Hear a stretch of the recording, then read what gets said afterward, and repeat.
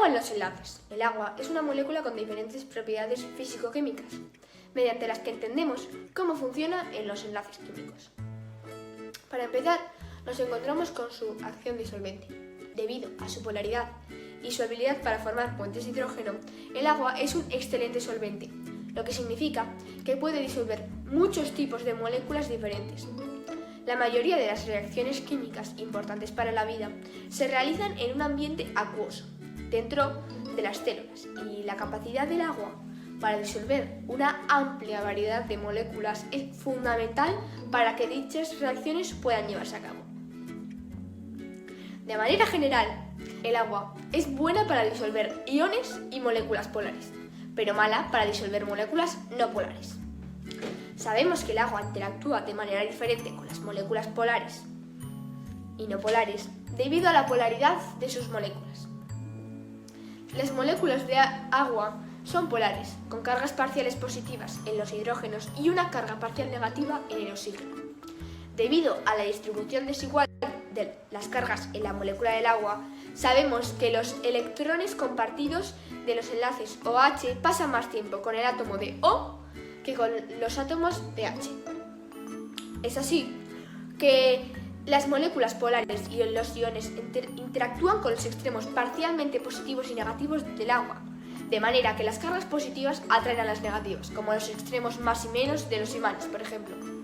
Cuando hay muchas más moléculas de agua comparando con las de la sustancia en la que estamos disolviendo el agua, estas interacciones forman una capa esférica de moléculas de agua alrededor del soluto, llamada capa de hidratación. Las capas de hidratación permiten la distribución uniforme de partículas en el agua.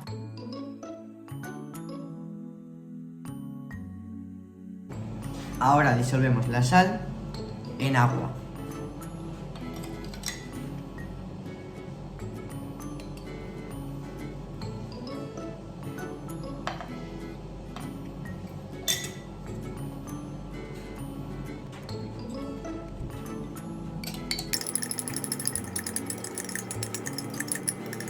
Es por esto que vemos que un compuesto iónico como la sal, NaCl, se disuelve en el agua, ya que interactúa con las moléculas de H2O y forma capas de hidratación.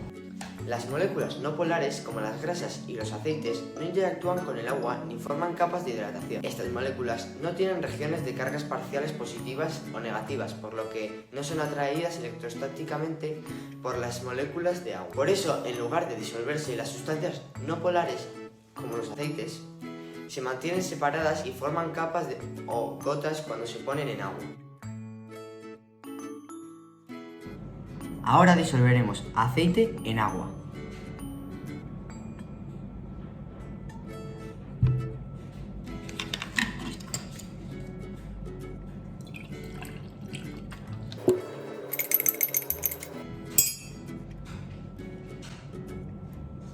Aquí vemos cómo las moléculas de aceite no se disuelven en las moléculas de agua, es decir, no interactúan con las moléculas H2O, se quedan separadas y crean capas. Ahora intentaremos disolver el plomo en el agua.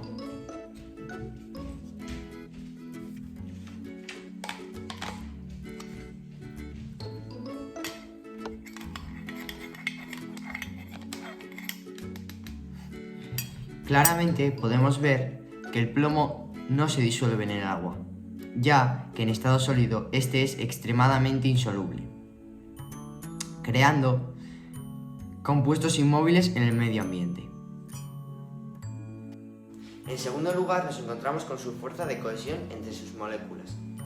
Los puentes de hidrógeno mantienen a las moléculas fuertemente unidas, formando una estructura compacta que la convierte en un líquido casi incompresible.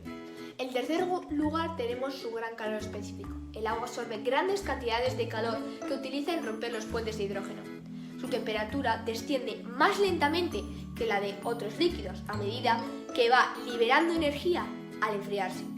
Esta propiedad permite al citoplasma o entorno acuoso servir de protección para las moléculas orgánicas en los cambios bruscos de temperatura. Y por último, tenemos su elevado calor de vaporización. Se necesita mucha energía para poder romper los puentes de hidrógeno establecidos entre las moléculas del agua líquida y posteriormente para poder dar a estas moléculas la energía cinética suficiente para abandonar la fase líquida y pasar al estado de vapor. La conductividad eléctrica. Muchas veces vemos en las películas cómo las personas se electrocutan en duchas, bañeras o piscinas. Pero, ¿puede en realidad el agua transmitir electricidad? La explicación la encontramos en la conductividad eléctrica, la habilidad que tienen algunas sustancias de conducir la electricidad. Ahora vamos a analizar diferentes sustancias para entender cómo actúan ante la conductividad eléctrica y poder sacar nuestras propias conclusiones.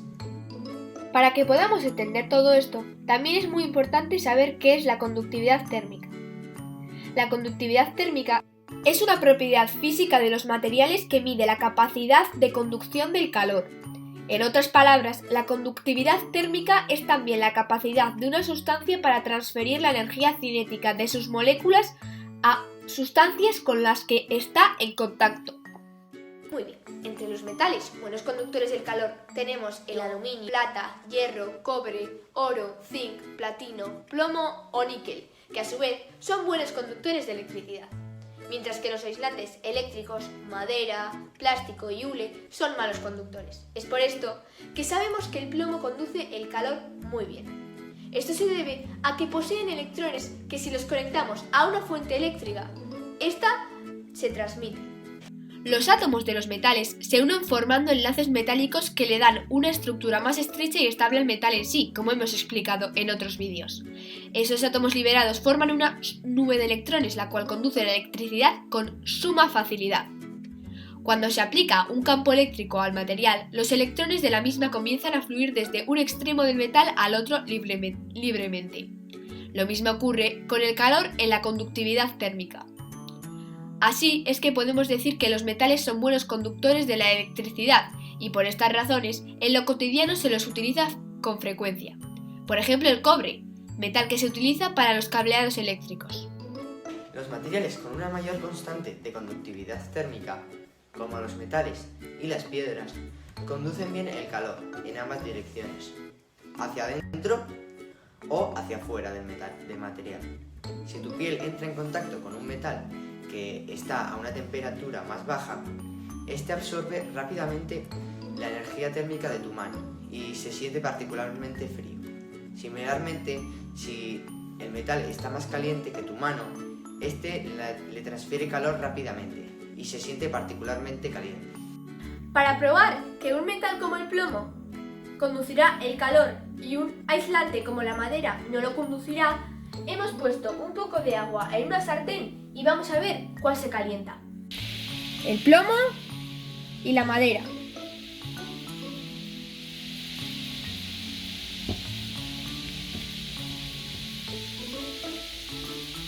¡Ah! Este quema. La madera, vemos, no se ha calentado. Para este experimento utilizaremos una bombilla, 3 cables de cobre,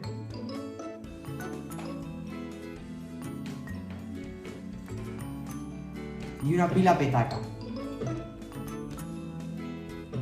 Con esta pila petaca de 4,5 voltios daremos energía al circuito cerrado. No lo hacemos en la corriente general ya que tiene muchos voltios, 240, y nos podríamos electrocutar. También tenemos los materiales metales y no metales. Son un alicate con el mango de goma, un trozo de plomo de 0,5 kilos, un trozo de papel de aluminio, una cuchara de acero, madera, un trozo de plástico y un vaso de cristal. Ahora vamos a montar nuestro circuito eléctrico.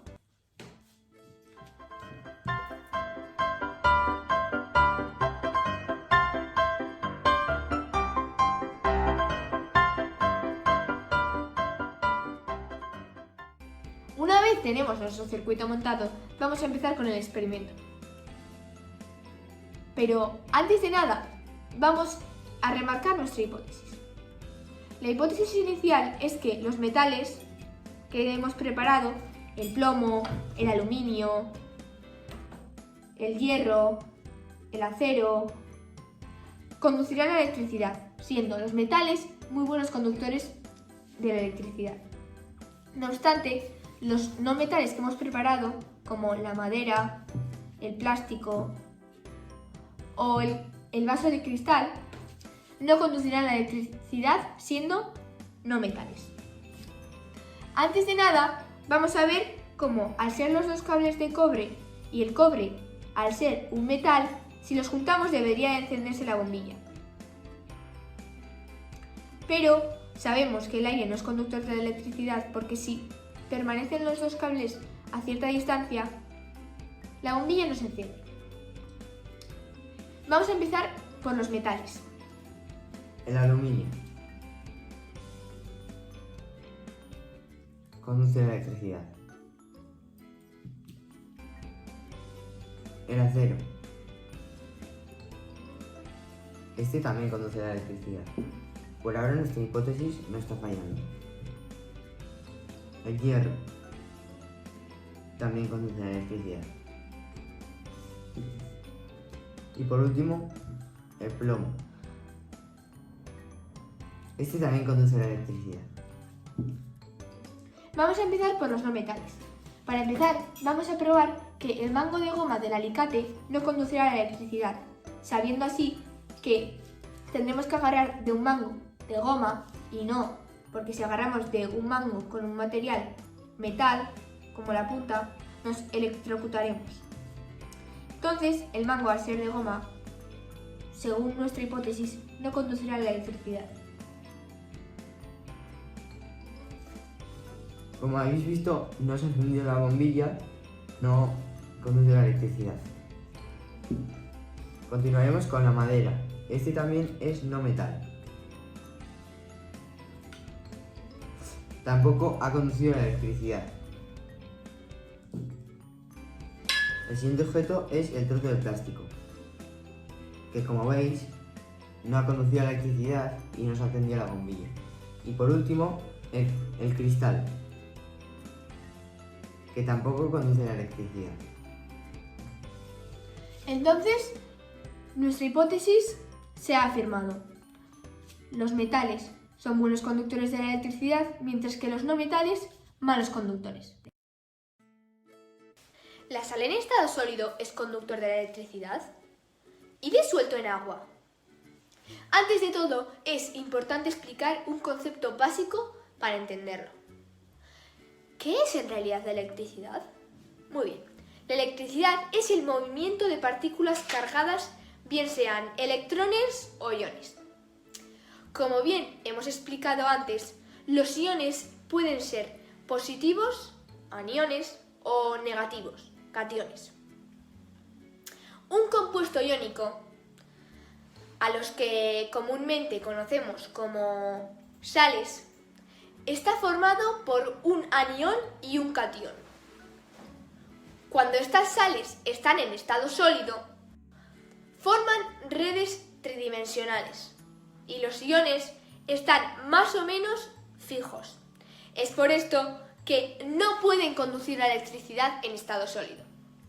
La razón por la cual la sal no es capaz de conducir energía eléctrica cuando se encuentra en estado sólido es debido a que su estructura molecular no deja electrones libres que permitan la circulación de energía eléctrica. En cambio, cuando se disuelve en agua, se producen iones que permiten la circulación de la energía. Es así que los iones ya son libres de moverse por el medio, lo que hace que ahora sí sean conductores de la electricidad. Es así que son electrolitos, es decir, sustancias que al disolverse en agua permiten el paso de la corriente eléctrica. Uno de los electrolitos más empleados en la vida cotidiana es la sal común. o el cloruro de sodio, NaCl. Todas las sales que forman iones al disolverse en agua formarán una disolución conductora de la electricidad. Ahora vamos a hacer el segundo experimento, en el que corroboraremos lo que acabamos de explicar: la conductividad de las sales en el estado sólido y disueltas en agua. Para esto necesitaremos agua destilada, es decir, H2O, para asegurarnos de que no tiene ninguna sal disuelta en él. Luego, un recipiente con sal común, en estado sólido, NaCl, y otro recipiente vacío en el que realizaremos una mezcla. Después, y por último, el circuito que hemos montado anteriormente. Nuestra hipótesis inicial es que si juntamos los dos cables de cobre dentro del recipiente en el que solamente hay NaCl, sal común, en estado sólido, no se encenderá al ser un compuesto iónico, y ya que los compuestos iónicos, por las razones que hemos explicado anteriormente, no conducen a electricidad. Por otro lado, en el recipiente en el que disolveremos la sal común en el agua, será un electrolito y conducirá la electricidad, ya que los iones se separan. Así que vamos a ver si nuestra hipótesis es cierta. Aquí se ven la sal sólida en estado sólido, que si metemos los dos cables de cobre, como anteriormente ha dicho Marina, nuestra hipótesis es que no se debería de encender la bombilla, ya que la sal en su estado sólido no conduce la electricidad.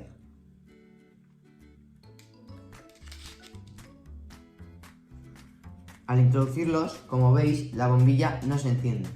Esto quiere decir que nuestra hipótesis está bien hecha. A continuación, continuaremos haciendo la disolución. Al echar sal sólida en el recipiente y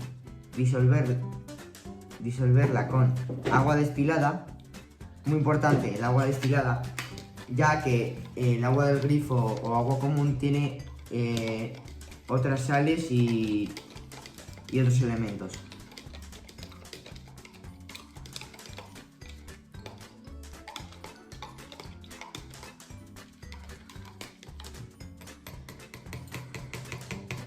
Al disolverlo,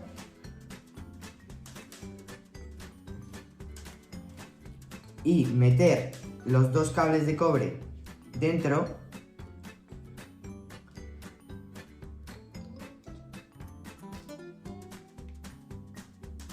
podemos ver que la bombilla se enciende.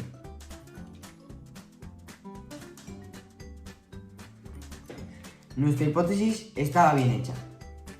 Lo que ha pasado aquí es que la sal, al disolverla con el agua destilada, se ha dividido en dos iones, el catión Na+ y el anión Cl-. Estos dos iones pueden interactuar entre sí, dejando que la electricidad se conduzca. El resto de sustancias pueden comportarse de dos maneras distintas. La primera, que no formen iones en agua y por lo tanto no conducen la electricidad. En este caso decidimos que no son electrolitos. Este sería el ejemplo más claro del azúcar. Como veis, si echamos azúcar en un recipiente y conectamos los dos cables al azúcar, la bombilla no se encenderá.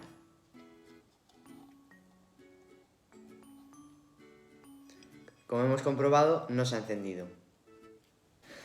La segunda manera es si pueden separarse y formar iones, pero no del todo. Es decir, parte de las moléculas estarán ionizadas y parte no. Por esto, estas sustancias serán conductoras, pero menos que las sales, por lo que hablamos de electrolitos débiles. Esto es lo que ocurre, por ejemplo, en el caso del ácido acético de vinagre.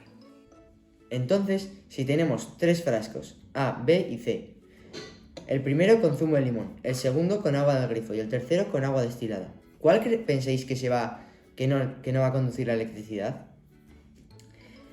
Vamos a intentarlo. Vamos a empezar con el zumo de limón.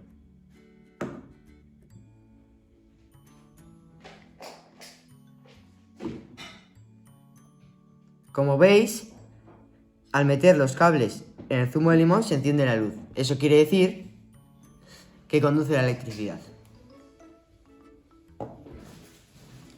Continuaremos con el agua del grifo.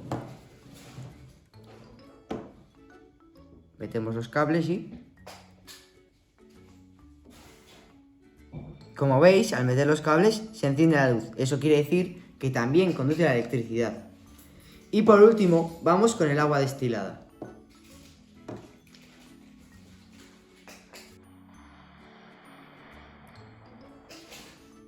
Como veis, no se ha encendido la bombilla. Esto quiere decir que la electricidad no se ha conducido. El agua destilada no ha conducido la electricidad ya que no tiene iones en su interior. Nos han estado engañando en las películas de Hollywood, ya que dicen que el agua, al introducir algo con electricidad, nos podíamos electrocutar, pero eso es mentira, ya que el agua tendrá que tener sales incrustadas, como es el caso del agua del grifo. El agua del grifo, como tiene sales incrustadas, conduce la electricidad. Y depende de la cantidad de sales incrustadas que tenga el agua, de la potencia en la que la electricidad se va a conducir, o de la capacidad que tenga para conducir la electricidad. El limón ha sido capaz de conducir la electricidad debido a que el zumo de limón tiene en su interior ácido cítrico. Aunque sea un electrolito débil, conduce la electricidad muy bien. Así, pues en realidad el agua es un muy mal conductor de la electricidad, pero si al agua le añadimos un electrolito fuerte, ésta podrá conducir la electricidad. Por lo tanto, son estas sales en el agua del grifo las encargadas de conducir la corriente eléctrica y las responsables de que nos podamos llevar un chispazo.